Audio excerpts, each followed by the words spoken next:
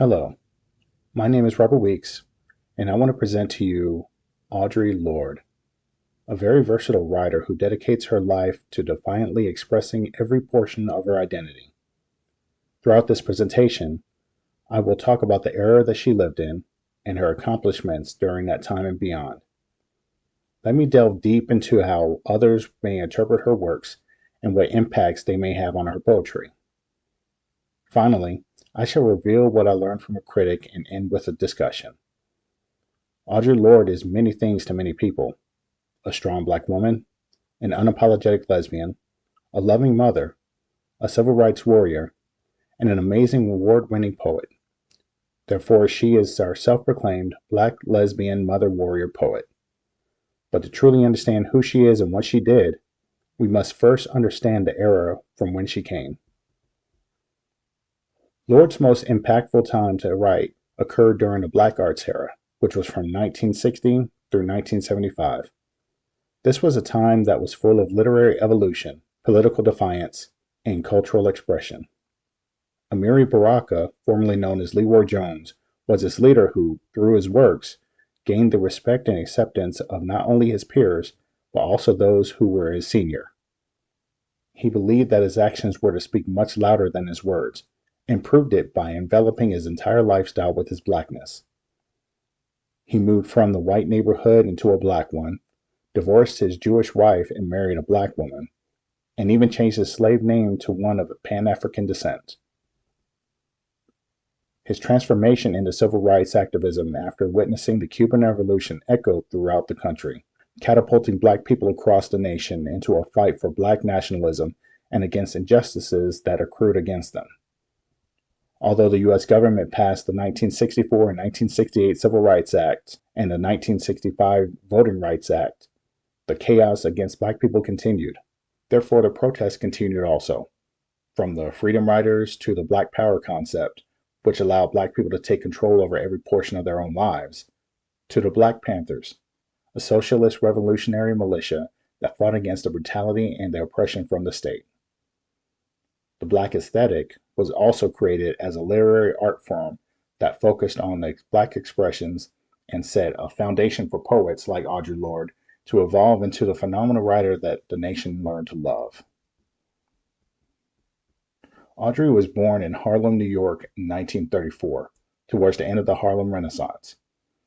Although her first name was originally Audrey, she always hated to see the Y hanging below the 9 at the end of her name. Therefore, she dropped the letter. This act of defiance against her own name set her down a path where she always enjoyed her happiness by staying true to who she was. As a high schooler, she published her first poem because the editors at the school rejected her work. Eventually, during the Black Arts era, Lorde was able to publish her first collection of poems, known as the First Cities, before starting her journey as a civil rights activist by starting a poetry shop in Tougaloo College with some students who welcomed the opportunity to talk about their current events. Lorde's mindset evolved into fighting to express her identity. Thus, the book of poems, Cables of Rage, was written. During her life, she wrote 9 other volumes, which collectively reflected her own consciousness. Her multifaceted identity stayed a focal point of her writing. In Anwa's article, Audre Lorde Zami, Erotic Embodied Memory and the Affirmation of Difference, she spoke about her various forms of personal identity and how she used this literary soapbox to maintain her true self. Waugh argues that the resistant narratives of remembrance, specifically the embodied erotic memories, become an important place for Lorde to narrate self-invention and subjectivity and to rewrite personal and cultural histories. In other words, Lorde tells her truth from her point of view based on the great intimate times she experiences that mold her into the current self despite how she was treated throughout her past. Based on Waugh's critique, Lorde does this by recalling 5 different types of memories, 2 pairs of which are comparable to each other: the individual and the collective, the erotic embodied and the traumatic embodied, and the homeland memories, to discover who she is in relation to mainly her sexuality, her race, and her gender, and how they shape the personal views of her life and her writing. Lorde's book is separated into her ancestry and childhood memories, her high school memories and her family memories during that age, and her relationships until just before her civil rights activism days. However, Waugh's analysis is split into 6 points to cover the entire book. The first point explains that Lorde's writing about her sexual interests and desire of same-sex relationships in her past are deeply tied into her self-authorization, which keeps her mentally at peace about being a lesbian. The second point is that writing about the racially and sexually charged traumatic embodied memories she endured, both internally and externally, helps heal her and find a solace in being a Black lesbian.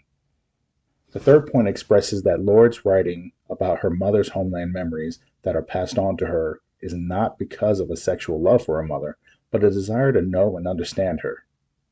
The fourth point is stating that Lorde uses her creativity to show that her mother's reaction to racial inequality gives Lorde a new level of appreciation of her mother, but her own reaction to it ignites her political position to stand up against the oppressions that hinders her, which makes her write about her mother's secret garden, which is her storytelling, and her hidden angers, which is her inability to use her creativity and spirituality.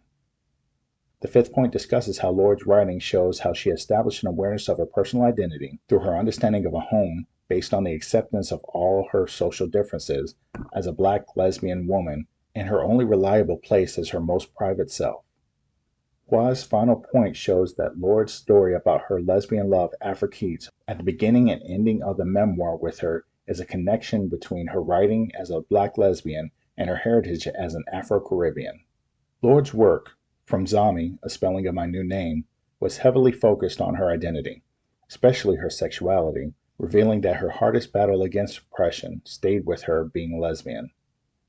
In the epilogue, she made it a point to explain her sexuality in the first sentence, stating, "Every woman I have ever loved has left her print upon me." This statement displayed without shame that what she valued most of all. While also reiterate this belief through the word count in her writing, using words related to sexuality being used at least 166 times, compared to words related to race at least 64 times, and those related to gender at least 71 times.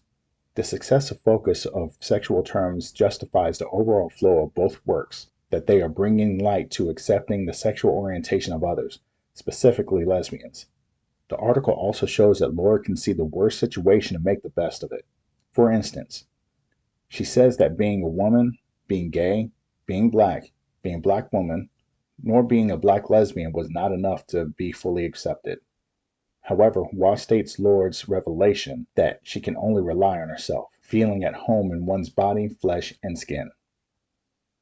Lorde's spin on a negative situation allowed her to see the positivity that can come from a situation.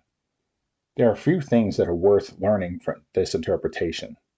The first thing is that women are strong in their conviction, that despite their situations, they move forward to their goal, even if they never make it. They can survive moral indecencies that society accepts as natural behavior, like racism, and stand up for themselves and others. Therefore, we should never assume that a woman hasn't made, because we don't know what they had to endure to get where they are. On the other hand, Lorde lives her life dangerously, even during her time, by leaving her family prematurely to get to a place of self-invention. She is obsessed with discovering her identity to the point where she spends many years traveling from place to place to seek acceptance in a world where she experiences a lot of traumas. I personally believe that self-discovery can happen anywhere, and the best place to find it is with dignity and respect for others. No, she isn't accepted in the end, but she comes to the same conclusion she could have if she stays with her family until it is time for her to make her trek. So what do you think of Audre Lorde and Waugh's interpretation of From Zami, A New Spelling of My Name? Could Lorde have gained the same knowledge if she stayed obedient to her family? Would Lorde have a different view of life by bending to society's will? Should Waugh's article about Lorde be as sexualized as it made it sound? I wish I could tell you the answer, but it is up to you to interpret for yourself. My name is Robert Weeks, and this is my presentation on Audre Lorde. Thank you.